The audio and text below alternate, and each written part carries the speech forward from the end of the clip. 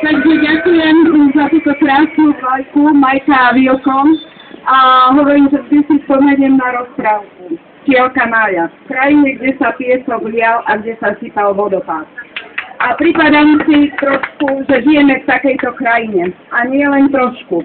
Stali sme tu pred rokom, hrdo sme doniesli do parlamentu 250 000 podpisov.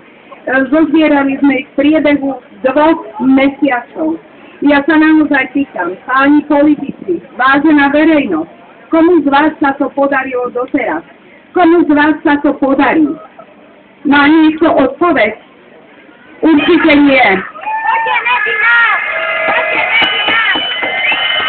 Dnes, keď vidím, ako sa spustilo mnoho ďalších petícií a mnohí sú snaživé, ja veľmi prajem učiteľom, ale rok to trvalo, kým zozbierali 55 000 podpisov.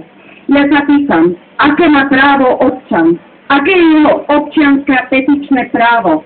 Je to naozaj len kus papiera našej námahy a driny a zneužívania našej slušnosti? Bola som veľmi hrdá, bola som naozaj na nás veľmi hrdá, ako sme jednotné. Ako sme tu krásne demonstrovali svoje požiadavky, bolo ich 7.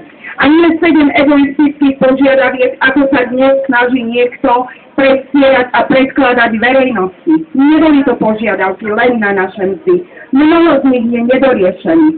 A verte mi, predkladali sme ich aj novej ministerke zdravotníctva. Sme radi, že sa nám podarilo, ako komore čiastočne, presadiť personálne obsadenie v jednotlivých zdravotníckych zariadeniach. Ale kto ho kontroluje? Kto má dosah na vašich zamestnávateľov, keď ho porušujú? Koho trápi v tomto štáte, že je tu ohrozená bezpečnosť pacientov, klientov a vás?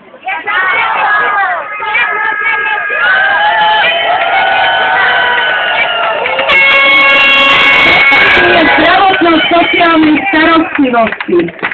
3600 kolegy pracujúcich v zariadeniach sociálnych služieb tvrdo bojovali nielen za svoje mzdy, ale za to, aby bolo legislatívne to prepojenie čím najskôr uzákonené.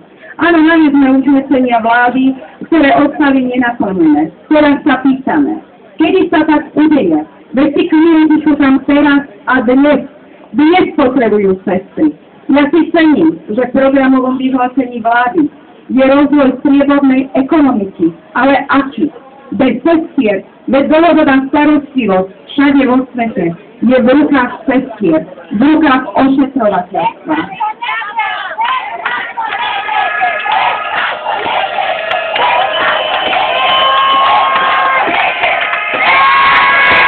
Čo sa týka samotného zákona stanovujúceho minimálny mzdový nárok sestier. Naozaj sme sa takto previnili. Naozaj je potrebné takto spochybňovať. Spochybňuje sa výška nástupnej mzdy u sestry. Ktorý vysokoškolský vzdelaný občan v tomto štáte je ochotný nastúpiť pracovať za nižšiu mzdu? Ja neviem. Pochybňuje sa to, že zákon nezohľadňuje náročnosť práce, ale len odpracované roky. Vy veľmi dobre viete, prečo táto požiadavka bola. Neboli sme odmeňovaní na základe kvality, ale boli sme takmer rukojemníkmi vo svojich zdravotníckych zariadeniach. Potrebovali sme motivovať mladé sestry, lebo tak, ako tu odznelo, máme ich 112. Nastupujúca sestra dostala mzdu 600 € a sestra s 30-ročnou praxou, s vysokoškolským vzdelaním, so dvomi špecializačnými štúdiami pracovala za 400 €. Pracujeme vo verejnom záujme. Prinášame verejnosti hodnoty. Prinášame menšie hodnoty ako ktorýkoľvek iný pracujúci vo verejnom záujme. Ja chcem zdôrazniť. Vážime si prácu, či už ľudí v zelenom, alebo v modrom. Vážime si prácu našich kolegov, pretože zazrela som transparent, sme proti diskriminácii. Ja chcem povedať, nebolo ani nebude našim cieľom diskriminovať niektorých zdravotníckych pracovníkov. Chcem opäť zdôrazniť, Lekári si vybojovali svoje mzdy neštandardnou cestou, ťažkou. Nikdy sme ju nespochybnili.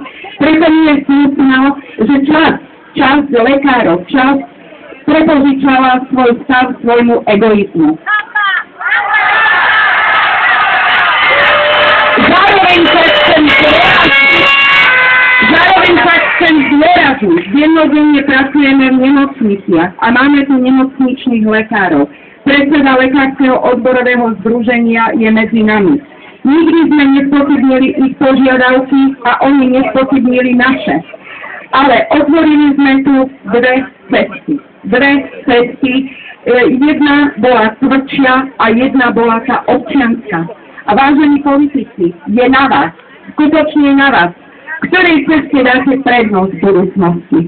A po tomto vzore to vidíme tak, že jedine tá tvrdšia cesta je schodná. A prečo?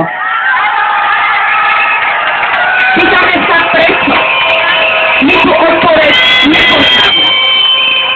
Pýtame sa vás aj zároveň, keď vás tu máme. Tento stav, ktorý tu nastal, to nie je stav týždňa.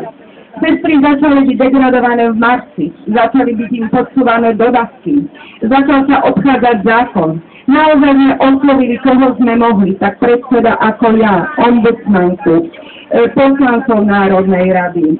Oslovili sme ministerstvo zdravotníctva, práce, robili sme maximum, snažili sme sa nájsť cestu. A my sme čakali, že zákonodárny zbor, ktorý práve tento zákon podporil, nieže nadpolovičnou väčšinou, všetci prítomní 141 poslancov. Je v súčasnosti v parlamente 84 a v rôznych vedúcich funkciách, či už predseda Národnej rady, vo vláde a podobne. Kto sa ozval? Kto nás podporil? Kto sa nás zastal? Každý sa tváril, že problém neexistuje. A ten problém sa simuluje a prekypí, lebo on prekypí. Pýtam sa vás, naša Národná rada, náš najvyšší zákonodárny zbor, aké máte krízové scenáre, ak ústavný súd bude držať na zákon pod popliečkou, napríklad ako za interrupčný zákon 2 roky. To naozaj očakávate, že budeme odhodlane prinášať tie najsilnejšie hodnoty našej spoločnosti a každý bude mlčať.